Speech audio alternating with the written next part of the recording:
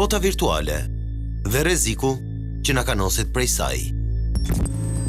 Nga vjedhjet e bankave deri tek sulmet terroriste, nga hakerat më të famshëm shqiptar e të huaj. Diskutojmë këtu për një krim që është ndërkombëtar. Pra është një krim që s'ka kufi. Krimi i internetit që infiltrohet në çdo shtëpi dhe biznesmenat shqiptar që ran pre e mashtrimeve financiare. Ka ndërhyrë në emailin tim, ka qenë prezent gjatë gjithë kohës. Komplet në marrëdhëniet që kam patur me jashtë, ka qenë nëpërmjet një personi të tretë.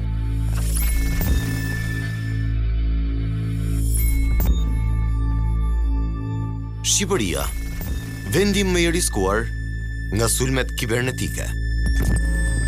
Pedofilia, bullizmi dhe abuzimet seksuale online janë disa nga krimet që prekin të rinj shqiptar. Ngacmime të tipit që je shumë e bukur nga persona që janë mosh shumë më të mëdhenj se unë, që më duket e papërshtatshme.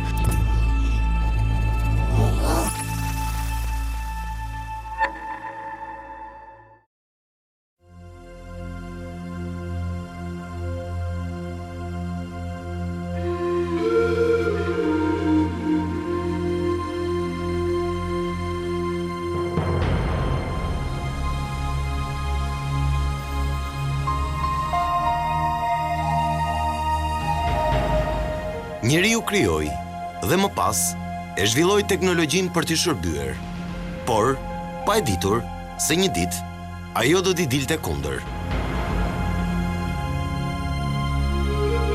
Sot ne lundrojmë në një realitet të rrem, por që është bërë pjesë e gjithë secilit.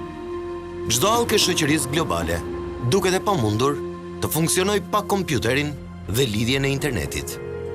Shërbimet janë të shumëllojshme, që nga informacionet bazike e deri tek edukimi online, nga transfertat bankare e deri tek blerjet online, nga lojrat e fatit e deri tek bursat, nga njohjet online e deri tek martesat virtuale. Pothuajse çdo gjë mund të gjesh në internet. Ju sot mund të jeni punonjës si një korporate të madhe në anën tjetër të globit, pa qenë fare nevoja që të shkelni ndonjëherë në zyrat e saj, e madje as në shtetin mëm të kompanisë.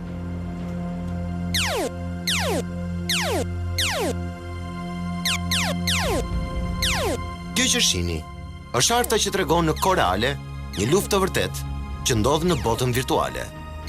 Shikoni se si sulmet vijojnë në çdo çast dhe nuk ndalen gjatë 24 orëve. Marco Saraki është një profesor që trajton hetuesit e krimit kibernetik në Itali.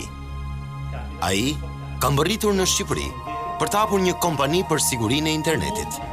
Në një intervistë për Top Story, Marco tregon sulmet që na vijnë nga bota virtuale.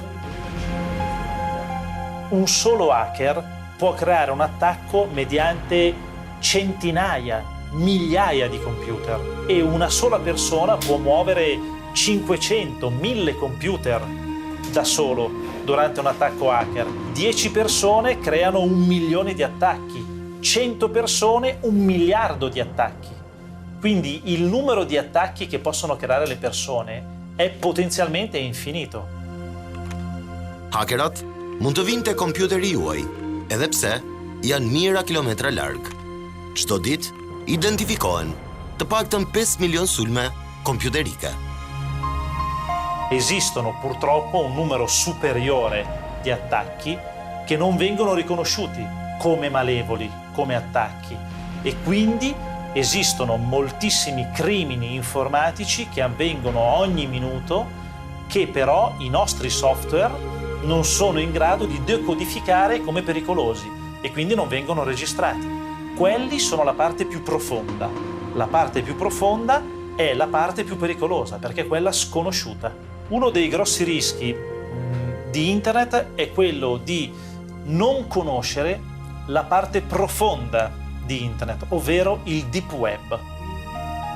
Profesori hetuesve të krimit kibernetik na tregon më shumë lidhur me deep web, që shumë prej nesh nuk e kam dëgjuar kurrë. Google nuk të çon në këtë botë e errët të internetit, por përdoren softe të ndryshme nga hakerat dhe keqbërësit. Il deep web è un termine utilizzato per indicare una location digitale alla quale si accede solo mediante dei software specifici che ci permettono di entrare in contatto con un web che è qualche milione di volte più profondo e più indicizzato rispetto addirittura a Google, all'interno del quale si possono purtroppo trovare siti web nei quali vengono vendute droghe, armi, documenti falsi, passaporti falsi, carte d'identità false, si possono addirittura commissionare degli omicidi, si possono pagare delle persone per uccidere qualcuno. Deep Web është bota e errët, kooperojnë mbi 1 milion hakera, mijëra kriminal, terrorist, por edhe qindra hetues nga e gjithë bota. All'interno del deep web ci sono due tipologie di utilizzatori. All'interno del deep web ci sono i criminali e le forze dell'ordine. Quindi chiunque sia nel deep web non sa mai se quello che c'è dall'altra parte è un criminale o sono forze dell'ordine, perché anche le forze dell'ordine internazionali navigano nel deep web cercando di scoprire i criminali informatici, i quali però cambiano continuamente la loro identità digitale naturalmente. Në betejën e përditshme që ndodh aty, ata që konsiderohen të mirët, pra strukturat ligjzbatuese, janë të destinuar të dështojnë. E anche le forze dell'ordine non riescono a impedire, possono cercare, e spesso ci riescono, di chiudere alcuni siti, ma come ne chiudono uno, ne apre immediatamente un altro, perché gli hacker sono molto bravi, i soldi che vengono investiti nelle tecnologie per far funzionare il deep web sono superiori ai soldi che vengono investiti per contrastarlo. Questo è triste, ma è così. Për herë të parë, për një krim kibernetik, është folur në vitin 1960 dhe nuk ishte i kësaj natyre siç ndodhin sot. Disa persona ndryshuan funksionet e trenave në Massachusetts, pa kryer ringjinerimin e plotë të tyre. Kjo mund të shkaktonte një përplasje fatale mes trenave, por, për fat të mirë, kjo nuk ndodhi. Pikërisht, në këtë vit, është përdorur edhe fjala hacker, një bashkim fjalësh që nis me fshehjen e të dhënave, hyrje në database dhe kthimin në anonimat. Në vitin 1966, për herë të parë, është grabitur një bank në Minnesota përmes keqpërdorimit kompjuterik. Po në SBA, në vitin 1970, një grup hakerash të quajtur Freakers zbuluan kodet e sakta përmes të cilave përfituan shërbim telefonik falas. Në vitin 1986, u zbulua një krim kibernetik që lidhej me spionazhin dhe bëri mjaft buj. Gjermania Perëndimore zbuloi një grup hakerash sovjetik të angazhuar për vjedhjen e fjalkalimeve në serverat e ushtrisë amerikane. Mendohet se u vodhën miliona informacione sekrete. Sot, hakerat janë kudo, madje edhe në politik, për të ndikuar në zgjedhjet e një shteti rival. Rasti më i fundit është ndërhyrja ruse në zgjedhjet presidenziale në SBA. Ci sono persone che per screditare la controparte, per esempio un politico, o per screditare un avvocato, o per screditare un avversario, si possono assumere delle persone che digitalmente riempono il web di informazioni false, di informazioni cattive, negative riguardo la persona, in modo da creare un'immagine sbagliata della persona per fare in modo che l'opinione pubblica abbia delle informazioni false ma credibili. Nga spionazhi kibernetik, në vitet 90, hakerat po bënin namin në llogaritë bankare.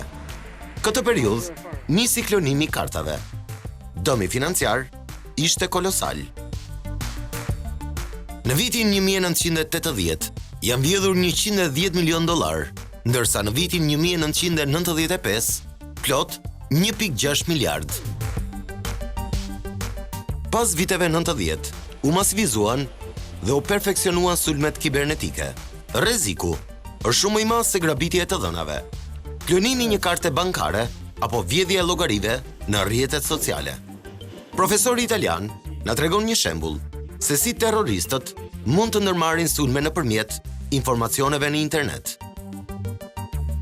Questo è un sito web che permette di vedere in tempo reale qual è il traffico aereo all'interno di una zona che noi possiamo definire. Se io dovessi andare a vedere, per esempio, in questo momento in Albania, io potrei per esempio vedere questo aereo. Cliccando sull'aereo compare il numero del volo e vediamo che è un aereo che è partito da Nairobi e si sta dirigendo ad Amsterdam. Sappiamo la location in cui si trova.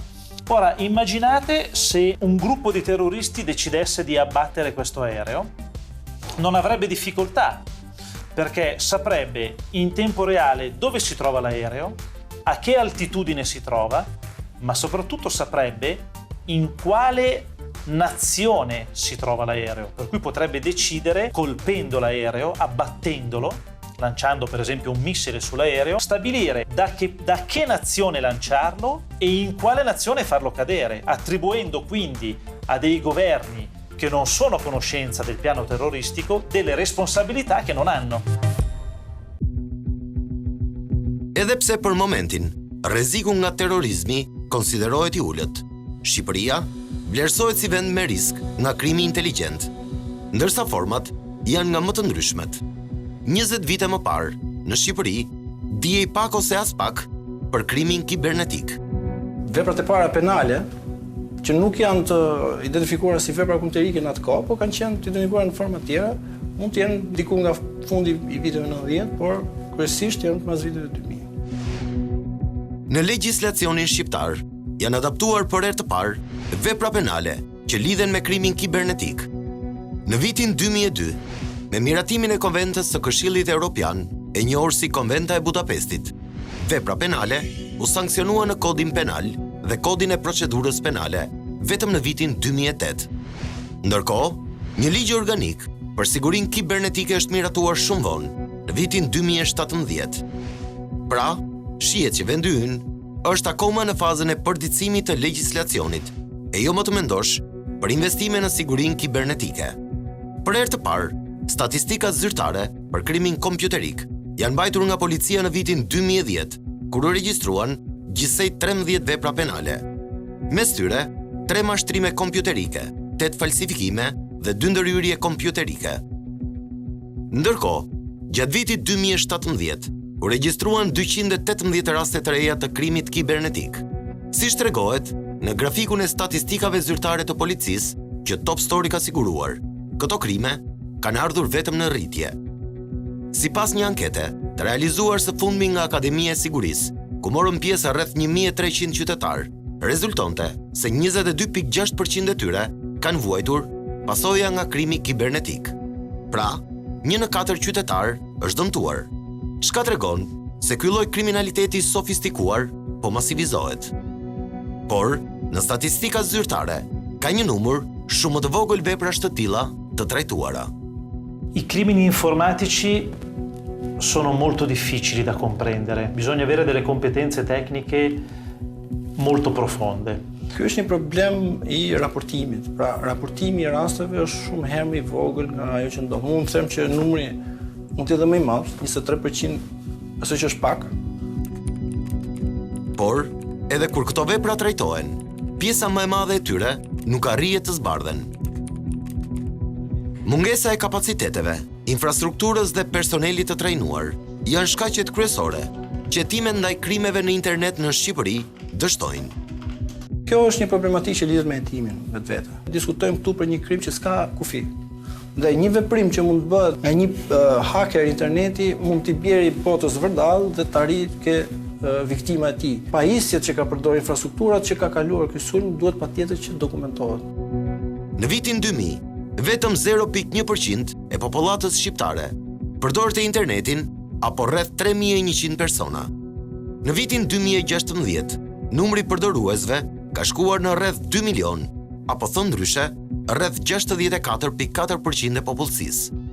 Pra, rreziku është 645 fish më i lartë nga sulmet kibernetike. Mësuam kërcënimet kibernetike, po dhe përmbajtjet e palishme janë rritur shumë me rritjen dhe me zhvillimin e teknologjisë dhe me rritjen dhe me zhvillimin e aksesit në internet. Kërcënimi më i madh është për të ardhmen e vendit, fëmijët, të miturit, në mungesë të barrierave mbrojtëse, navigojnë në çdo faqe të mundshme që i ekspozon ndaj rreziqeve si pedofilia, bullizmi, pornografia dhe lojrat e rrezikshme. Gjatë bashkëbisedimeve që kemi patur me fëmijët, na tregojnë që prindërit e tyre nuk kanë informacion se çfarë bëjnë në internet. Sot, fëmijët janë të ekspozuar në rrjetet sociale ndaj pedofilëve që në botën virtuale e kanë mjaft të thjesht të maskohen dhe të arrijnë qëllimet e tyre kriminale. Interneti mund cilësohet dhe si parajsa e grabiçarëve seksual, sepse shumë më thjesht që të rekurtosh një viktim. Questo tipo di attività si consuma principalmente nel deep web perché dà la possibilità ai pedofili di rimanere più anonimi. Ekziston një problem me rrjetet sociale.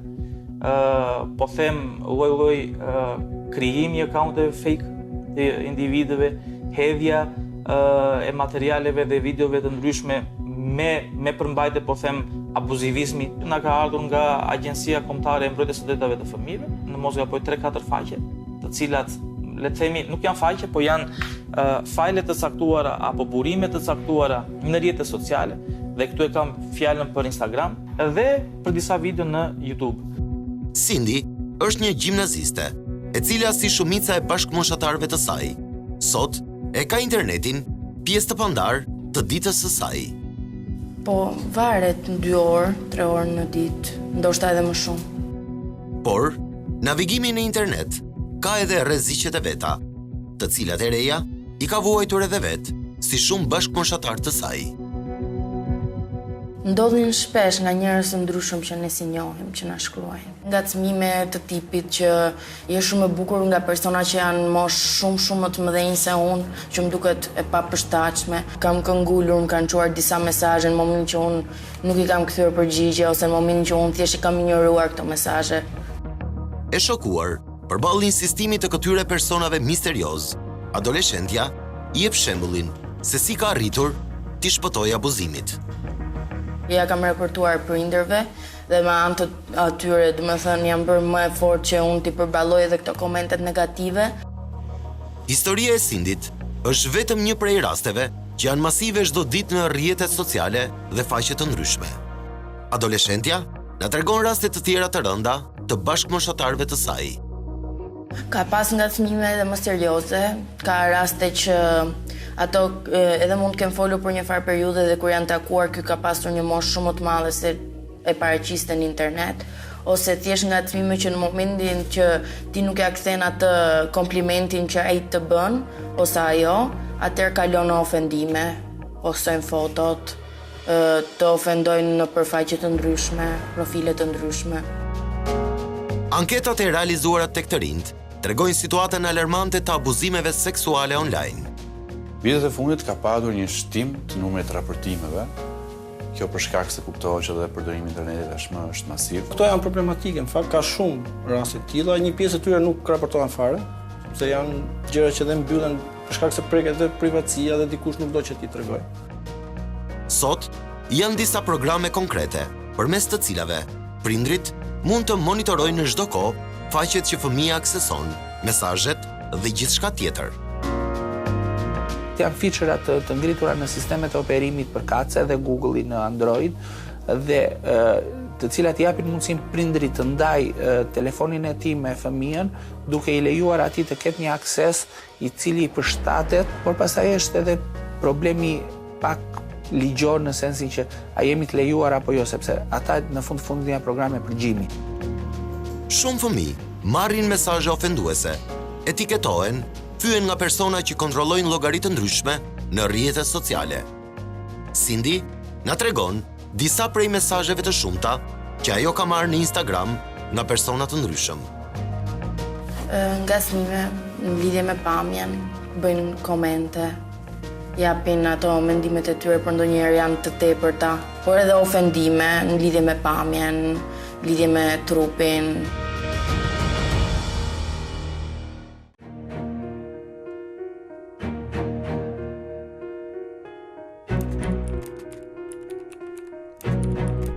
Në ditët e sotme, interneti po përdoret gjërësisht për rekrutimin e të miturve në lojra të rrezikshme, që shpesh kanë çuar në zhdukjen e fëmijëve apo në shkaktimin e vetvrasjeve. Rasti më i përfolur është loja e balenës blu, ku në Shqipëri ka patur vetëm disa raste lëndimi të fëmijëve. 1 në 5 fëmijë ka parë paktën një herë imazhe dhune ose abuzimi online dhe 1 në 10 fëmijë pohon se ka parë përmbajtje ku flitet për vetvrasje në internet. Kemi patur raste në Shqipëri ku fëmijët kanë kryer vetvrasje. Fëmijët që kanë rënë në këto kurthe, shpesh shfaqin disa simptoma të dukshme që asnjëherë nuk duhen neglizhuar për të mos qenë vonë. Një fëmijë kuptohet që në përgjithësi nuk shkon diçka më tej që kur fillon dhe fillon ndihet më i vetmuar, mbyllet në vetvete, nuk shprehet më të tjerët, kalon kohë të gjatë në internet, është gjithkohë i friksuar. Sot, çdo kush nga ne mund ta gjejë veten në rrjetet sociale me foto dhe të gjitha të dhënat personale, edhe pse llogaria është hapur nga dikush tjetër që mund të ketë qëllime negative. Mjafton që të kërkojmë online me emrat e politikanëve, aktorëve, artistëve apo personaliteteve nga fusha të ndryshme. Dhe do të shohim se si qarkullojnë me dhjetra adresa për një person të vetëm. Teknologjia i jep mundësinë dikujt që të japi çfarë mesazhi ai dëshiron të japi pa dhënë identitetin e tij. Por, nga ana tjetër, kjo nuk mund të kthehet në një mënyrë që të preket e drejtë e dikujt tjetër. Pra, ti merret identiteti i dikujt tjetër dhe të keq përdoret ai identitet. Ky fenomen është mjaft i përhapur edhe te qytetarë të thjeshtë, të cilët shpeshherë dëmtohen nga keq përdorimi i identitetit të tyre online. Top Story ka mësuar nga burimet në policinë e shtetit se numri i faqeve false në rrjetet sociale, të cilat keq përdoren, janë rreth 6.5 milion. Problemi të rrjeteve sociale është që rrjetet sociale janë faqe, le të themi, të legjitimuara. Në rastin se kemi përmbajtje të palishme në rrjetet sociale, pikë së pari duhet vetë viktima, duhet të drejtohet vetë vetiu, vetë rrjeti social për të kërkuar heqjen e kësaj përmbajtjeje. Vjedhja e identitetit online, duke qenë se aktiviteti jonë më i madh tashmë po zhvendoset nga jeta reale në jetën virtuale, të parashikohet në kodin penal dhe të ketë masa dhe sanksione për personat të cilët kanë shkelje. Të përdoren sa më pak dhe mundësisht një set minimal informacioni në lidhje me personin. Referuar këtij dokumenti analitik, rezulton se në vitin 2017, Policia e Shtetit ka pasur 57 korespondenca me kompaninë Facebook për identifikimin e IP-ve të caktuara. Bëhet fjalë për ato raste ku ka pasur denoncime për shantazhe. Një pakicë e vogël mund të jetë ajo që mund të raportoj aty ku situata është shumë e agravuar, ku situata kërkon një ndërhyrje nga një institucion shtetëror. Një tjetër fenomen shqetësues që konsumohet në rrjetet sociale apo faqe të ndryshme është pornografia online.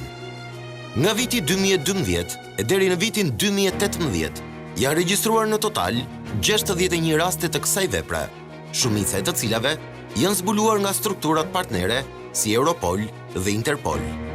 Në jo pak prej këtyre rasteve është konstatuar se viktimat kanë qenë edhe të mitur, që janë mashtruar duke rënë pre në rrjetën e keqbërësve. Në Shqipëri rastet kanë qenë shumë kufizuara, nuk kanë qenë raste kaq të përhapura, por problemi kryesor në Shqipëri është konsumimi i këtyre materialeve. Ndoshta edhe këtu nuk është raporti i dur i konstatimit të rasteve, por ai sa realisht ekziston. Vështirësia më e madhe jone ka të bëjë me faktin që ne mund të heqim materiale të cilat janë materiale abuzuese ndaj fëmijëve, por problemi është që kemi shumë vështirë të identifikojmë personat të cilët ngarkojnë materiale të tilla. Shpesh, viktimat e krimit online mbeten peng nga shantazhet e vazhdueshme. Ajo që vije të re është rritja e rasteve të pornografisë me viktima të mitur. Vetëm gjatë kësaj periudhe janë 3 raste pornografie të cilat janë raportuar në linjën e Këshillimit për fëmijët. Nuk kemi patur ndonjë raportim në lidhje me një faqe të caktuar elektronike që përmban element apo përmbajtje pornografike me fëmijët. Gjithsesi si fenomen, unë nuk e mohoj dot. Në redaksinë e Top Story kanë mbërritur 2 video të postuara në YouTube, ku përdoren fyrje nga më të rëndat dhe ofendime banale për 2 adoleshente. Siç shihet, edhe pse ato janë referuar në prokurori prej disa kohësh, ende janë online. Teksa shteti rreket për të gjetur abuzuesit, viktimat vuajnë ende pasojat.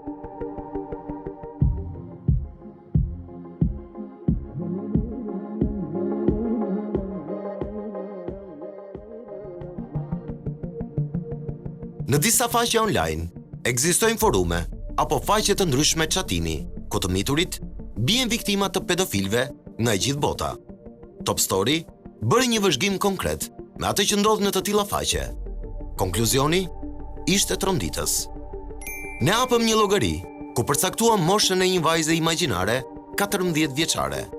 Menjëherë, lu mesazhesh vinin në drejtim të llogarisë nga persona në moshë shumë të madhe. Ata ftonin vajzën, që në rastin konkret ishte imagjinare, për të kryer marrëdhënie seksuale. Një prej atyre që shkruanin, për shembull, ishte edhe një 48 vjeçar që chatonte nga Gjermania. Edhe pse në përgjigjet që jepeshin për këta grabitqar seksual në komunikim, theksoi mosha e vogël, ata kryenin vetëm biseda me përmbajtje të fortë erotike. 47% e fëmijëve kanë folur të paktën një herë në dhomat e chatit me persona të panjohur.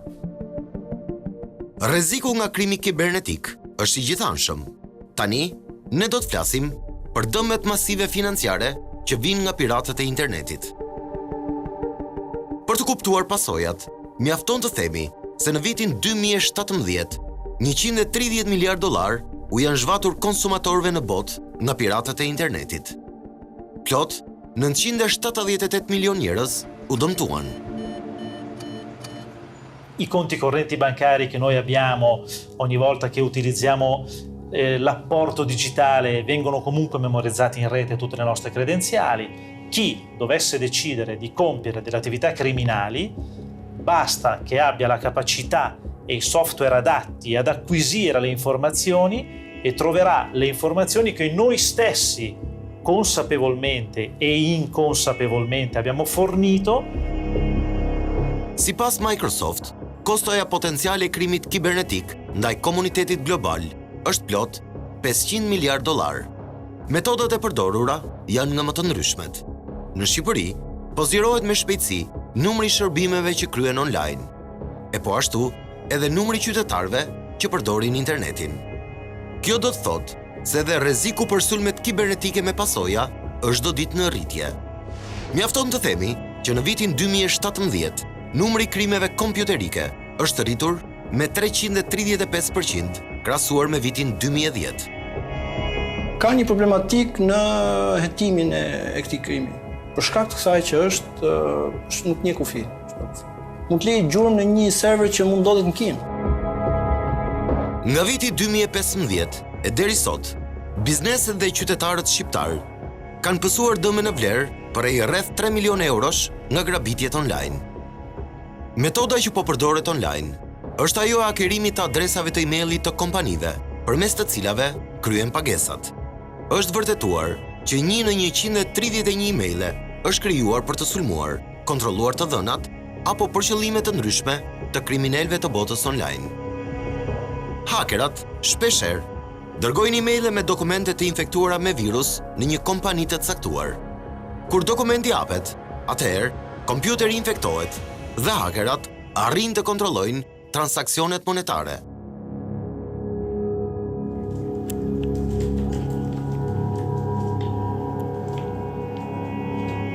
Ky është Besnik Koçi, një prej eksportuesve më të mëdhenj të bimëve medicinale.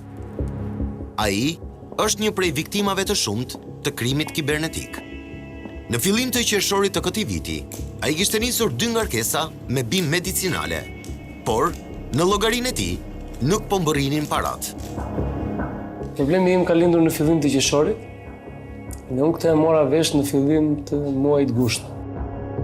Koha po kalonte dhe pas 2 muajsh, klienti i Koçit kërkon një tjetër ngarkesë.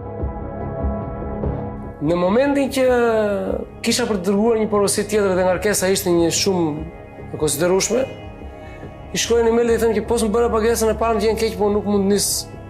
Po s'më bëra 2 pagesë e parë, nuk mund nis pagesën e tretë. Prit për email nuk më kthy email. Prit. Në një moment e marr telefon dhe i them, "Ora, më bë pagesën e parë." Aty më thotë diçka çuditshme për mua, më thotë, "Ora, më vjen keq çfarë thua, ti kam bërë pagesën." Në të vërtet, klienti kishte dërguar parat, 40.000 euro, për të dyja ngarkesat.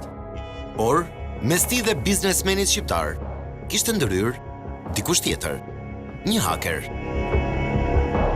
Ka ndërhyrë në emailin tim, ka qenë prezent gjatë gjithë kohës. Komplet marrëdhëniet që kam patur me jashtë, komunikimin, ka qenë nëpërmjet emailin, jo në të gjithë klientët, por në disa klientë, ka qenë nëpërmjet një personi të tretë.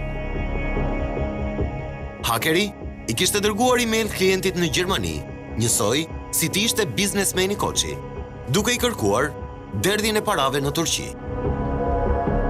Në një moment më merr klienti dhe më pyet, më thotë, "Ç'ne ti me Turqinë?" Thot lira 4 razira. Unë i them që s'kam punë me Turqinë, unë thjesht në lirë nuk më intereson se s'kam asnjë lidhje me Turqinë. Kjo unë nënshkalua, se asnjëri nga ne nuk i vende mendje, nuk ishte patur një eksperiencë të tillë të hidhur. Për të qenë i besueshëm, ai madje kishte hapur llogari bankare dhe një kompani me emrin e besnikut në këtë vend. Ati kisha hapur një website shumë herë më të mirë se sa imi që unë kam 6 vjet që e mirëmbaj. Kisha hapur një faqe, kisha hapur një biznes. I dërgon klientit gjithë dokumentacionin për katësie, kishte hapur në Turqi. Pasi biznesmeni bën denoncimin, autoritetet turke arrin të bllokojnë më pak se gjysmën e parave. Pasi pjesa tjetër ishte tërhequr nga grabitësit. Një faturën e kemi bllokuar. Është në llogari të hakerit në atë personit, ajo është afërsisht gjysma. Pak më pak se gjysma është 18 euro. Paratë e tjera faturës tjetër janë tërhequr. Ne kapëm hajdutin thonjza, personi që vendet për të tërhequr lek. Policia turke aty prokurori aty nuk ka arrestonin dot. Arsyeja që nuk ka arrestonin dot ishte që ky kishte vetëm një prokuror të posaçëm që të liqte lek nga banka. Nuk ishte ky personi që më kishte hapur llogarinë në emër tim. Por, dëmi për Koçin ishte bërë, madje shumë më tepër, se vlera prej 40.000 eurosh e 2 ngarkesave. Kjo, pasi hakeri kishte dëmtuar komunikimet e tij me klientë të tjerë. Dëmi është shumë herë më i madh se kaq. Ne nuk komunikonim më direkte me klientë, si e kuptuar, për këtë kohë. Dhe ka qenë koha e fushatës tonë. Behari tek ne, muajt korrik, qershor, gusht.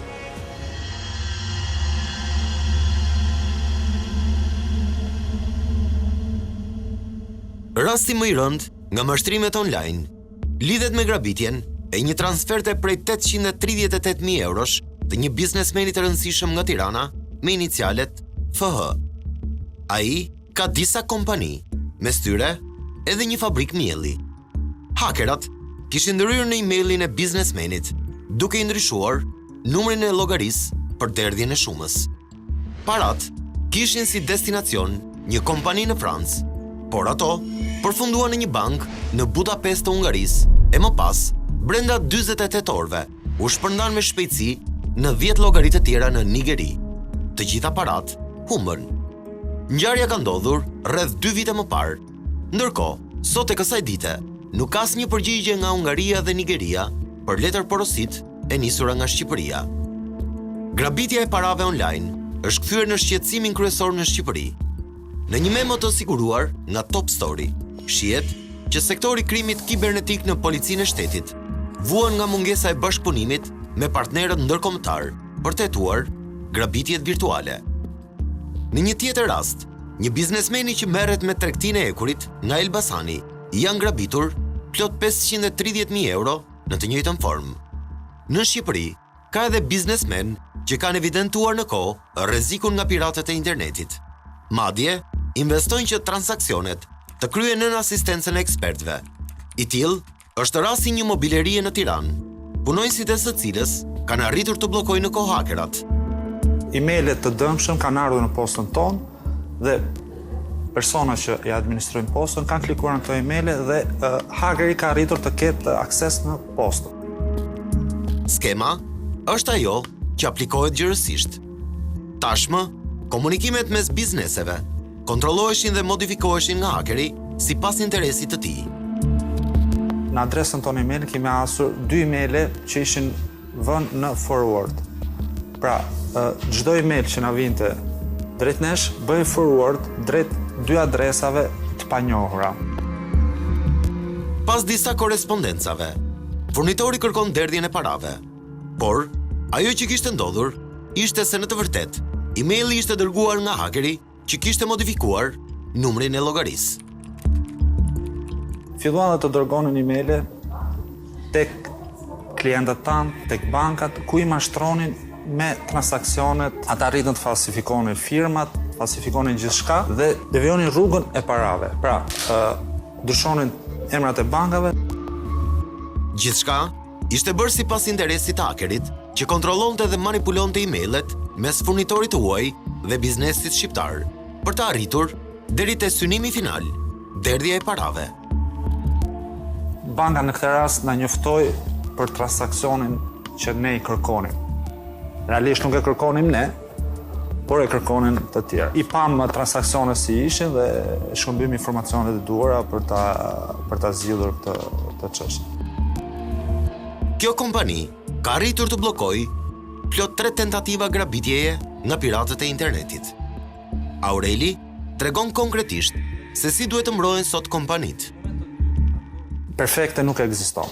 Kështu që për të bërë një mbrojtje të mirë, duhet një sër pajisësh. Gjëja e parë që unë do ju këshilloja është mbrojtja që mund të bëj secili nga ne, duke mos klikuar në websajte të ndryshme, duke mos klikuar në link që nuk i njihni. Do doja që të përdorni edhe sisteme të avancuara për mbrojtjen e të gjithë rrjetit, jo vetëm të kompjuterave, si në këtë rast siç është antivirusi. Zakonisht, më të rrezikuara janë kompanitë e vogla dhe të mesme që kanë buxhete të ulta e përpasoj kapacitete të dobta mbrojtëse në sistemet e tyre informatike.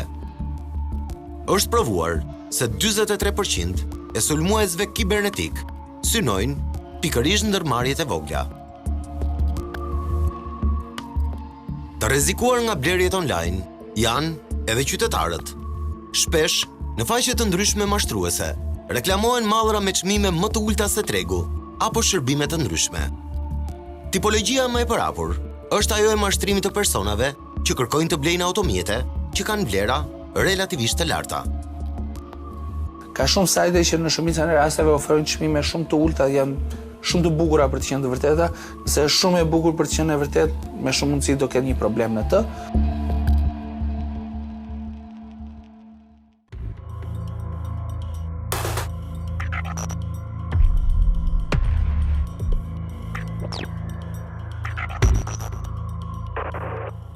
Ju treguam se si qindra biznesmen dhe qytetar e kanë pësuar. Tani, po ju ilustrojmë se si hakerat ndërhyjnë te posta juaj elektronike. Shikojeni këtë email që në dukje jep përshtypjen sikur vjen nga kompania Yahoo dhe ju kërkon të përditësoni adresën tuaj. Kujdes! Nëse shikoni me vëmendje, dërguesi nuk ka lidhje fare me ekipin e sigurisë së kompanisë Yahoo. Nëse klikoni në linkun bashkëngjitur, aty kërkohet përditësimi të dhënave. Duke vendosur passwordin dhe të dhënat e tjera personale, automatikisht hakeri në këtë moment ju ka vjedhur adresën. Ndaj, përherë verifikoni dërguesin.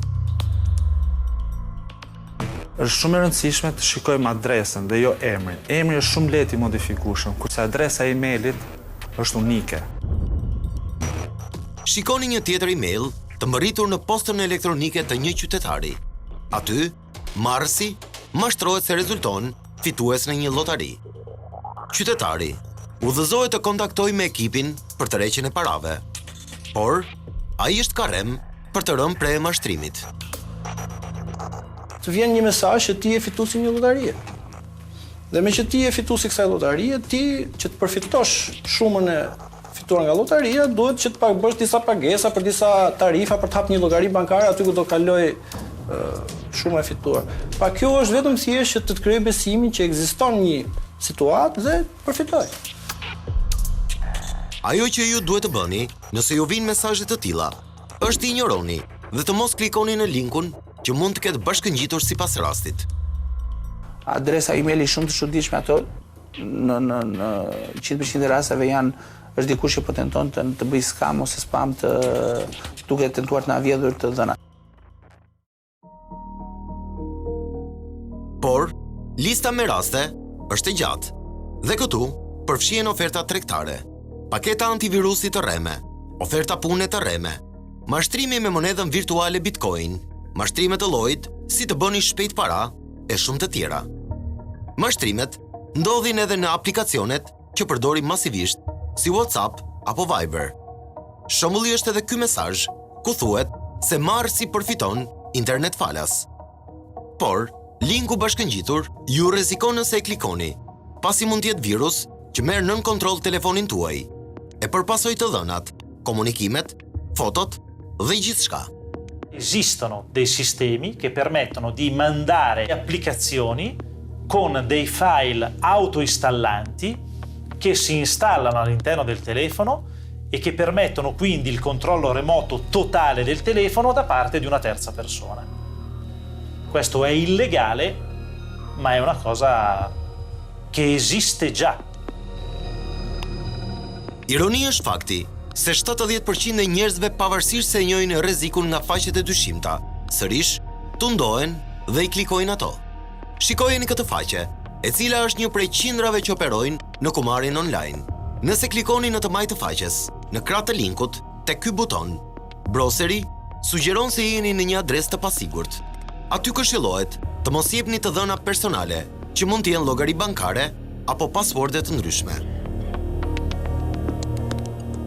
Është ajo pjesa që kur hapim sajtin e shikojmë që në toolbarin e browserit ton linku është me jeshil dhe na tregon që ky sajt përdor një enkriptim për të komunikuar të dhënat, qoftë dhënat tona personale, por gjithashtu edhe komunikimi në mënyrë të sigurt me servera. Ne mund të themi që kemi patëm mbi 600 faqe, të cilat na janë raportuar pranë institucionit ton për blokim të aksesit në internet. A pjesa më durmuese e faqeve të raportuara ishin faqe të cilat, sipas gjykimit të AMLF-s, transmetonin apo kryenin lojra fati në mënyrë të palicencuar apo në mënyrë të paautorizuar ose në mënyrë të palishme.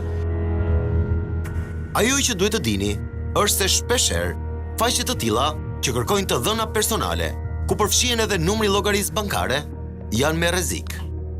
Tani do t'ju tregojmë një metodë të sofistikuar që piratët e kibernetikës aplikojnë masivisht për vjedhjen e llogarive bankare. Bëhet fjalë për sulme që thuajse nuk lën prova krimi. Miliona llogari bankare vidhen çdo vit, duke përdorur kartat e klonuara. Ky është Aldo Ymeraj, një 25 vjeçar nga Fieri, i arrestuar si pjesë e një grupi që grabiti plot $530 milion nga llogari të shumta në mbar botën. Ai njeh Menovkën, kubanezi, dhe sot është hakeri më i njohur shqiptar. Grupi Infraud with Trust është krijuar në vitin 2010 nga Sviatoslav Bondarenko, një 34 vjeçar ukrainas i zhdukur tashmë. Grupi kishte vjedhur të dhëna nga plot 4.1 milion llogari bankare. Në Shqipëri, Aldo kishte klonuar rreth 1000 karta krediti apo debiti, ndërkohë dëmi për llogaritej në 1.5 milion euro. Kartat shiteshin online të antarët e tjerë të grupit, të cilët i shfrytëzonin për blerje të ndryshme. Familjarët e Aldos pretenduan se në fakt ata jetojnë në varfëri, pasi djali i tyre nuk ka kryer grabitje. Ne tentuam të intervistojmë hakerin nga Fieri. Një kërkesë kjo e refuzuar nga prokuroria. Kjo e fundit e detyruar nga autoritetet amerikane. Organi akuzës thot për Top Story se Ymeraj është arrestuar për llogaritë të palës amerikane që nuk lejon intervistimin e të riut. Hakeri nga Fieri ruhet nën masa të rrepta sigurie. Ndër vite, në Shqipëri janë goditur disa grupe hakerash që operojnë me vjedhjen e të dhënave, e më pas klonimin e kartave bankare. Në shumë raste, kjo ka qenë taktike hakerave bullgar.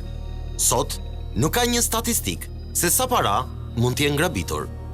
Kjo, pasi drejtuesit e këtyre institucioneve kërkojnë të shmangin prishjen e imazhit, që përkthehet në ulje besueshmërie dhe largim klientësh. Klonimi i kartave kërkon një pajisje të quajtur skimmer. Ajo është lexuesi i kartave dhe vendoset nëpër bankomate nga hakerat për të vjedhur të dhënat. Në përgjithësi ato vendosen në pjesën e ATM-s ku vendoset edhe karta, dhe në momentin që ato vendosen aty, makineria në mënyrë automatike fillon edhe kopjon të dhënat që janë në kartë duke klonuar atë. Ka një mënyrë për të parandaluar klonimin e kartës tonë bankare, dhe kjo kontrollohet sa herë e përdorim. Janë disa pajisje të cilat janë anti-skimming quhen, edhe në përgjithësi në shumicën e ATM-ve kohët e sotme neve shikojmë që ka një dritë që pulson gjithmonë në vendin ku vendoset karta në ATM. Ajo tregon që nuk ka një pajisje ndërmjet ATM-s edhe ndërfaqësimit me kartën. Nëse ajo nuk është duke pulsuar në momentin ashtu ose nuk ka një dritë, atëherë klientët duhet të jenë pak skeptik për ta parë. Kartat e klonuara mund të përdoren jo vetëm për të tërhequr para kesh, por edhe për të bërë blerje. Sot, bankat kanë ngritur platforma online, nga ku klientët mund të kryejnë veprime të ndryshme nga kompjuterat apo telefonat e tyre. E-banking ka thjeshtuar gjërat për qytetarët, duke i kursyer kopritjeje nëpër sportelet e bankave, për veprime që lidhen me transaksione monetare. Por, as kjo platform nuk bën përjashtim nga rreziku që vjen nga piratët e kibernetikës. Nuk ekzistojnë as edhe njëherë aplikacione të sigurta, nuk ka. Koncepti diçka e 100% të sigurt nuk është. Në informatik nuk ekziston fjala kurr ose 100% e sigurt. Nëse dikush ka arritur që përmes viruseve të hyjë në kompjuterin apo smartphone-in tuaj, kjo do të thotë se edhe parat tuaja në llogarinë bankare janë në rrezik. Për përdoruesit shumë e rëndësishme të kuptojnë edhe të jenë më skeptik në mënyrën se si ndajnë passwordet, mos të përdorin gjithmonë atë passwordin që përdorin për emailin e tyre ose për rrjetet sociale. Ajo që ju duhet të bëni është i paraprini rrezikut para se të jetë shumë vonë. Është e këshillueshme që mos të mbahet i loguar. Në shumicën e rasteve atë çfarë implementojnë institucionet financiare është që pas një kohe specifike jo aktiviteti nga ana e përdoruesit, ajo automatikisht e çlogon përdoruesin nga sistemi. Duhet të dini se sistemi Android është i dyti pas sistemit Windows sa i takon numrit të sulmeve nga hakerat. Ndoshta, koha e daljes automatike nga aplikacioni është e mjaftueshme për hakerat që ata të veprojnë. Ndaj aplikacioni nuk duhet të qëndrojë asnjë hapur. Rreziku tjetër vjen edhe nga valët e internetit wireless. Duke qenë se wirelessat e vendosura nëpër ambiente publike janë gjithmonë subjekt më i madh sulmesh, gjithashtu edhe kanë po e quaj më pak suport nga ofruesi i atij shërbimi, atëherë është e këshillueshme që të shmangen. Forma që piratët e internetit kanë gjetur janë nga më të ndryshmet dhe gjithmonë në avangardë. Të zakonshme janë edhe rastet kur qytetarët mashtrohen duke u vënë përballë faqeve false, që janë vizualisht të njëjta me ato të bankës. Këtu, klientët mashtrohen dhe kryejnë transaksione të shumave të ndryshme. Pra gjehet një mashtrim që të rifusin dhënat e tyre sepse do rregullohet sistemi etj etj. Dhe kjo është dhe klientët duke besuar që është një mesazh i bankës, është një mail nga banka, atëherë dërgojnë të dhënat e tyre në vendin e gabuar. Është shumë tendencioze që të krijojë vizualisht një faqe që të ngjante me sajtin ku jemi duke vizituar. Ato linke në shumicën e rasteve shpërndahen nëpërmjet emaileve dhe useri klikon në të, kërkon një username, një password për të vazhduar edhe më pas në mënyrë po them neglizhente neve i vendosim ato dhëna dhe dikush pastaj i merr ato.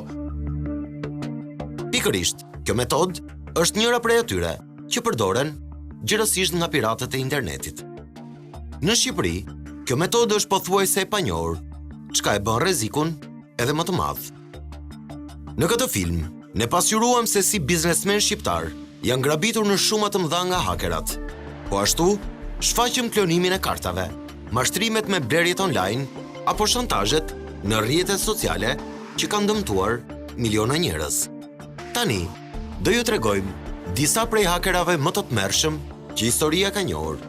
Ata kanë arritur të realizojnë sulme shumë të sofistikuara, duke ndërhyrë edhe në sisteme tepër të mbrojtura, siç janë ato të ushtrisë amerikane.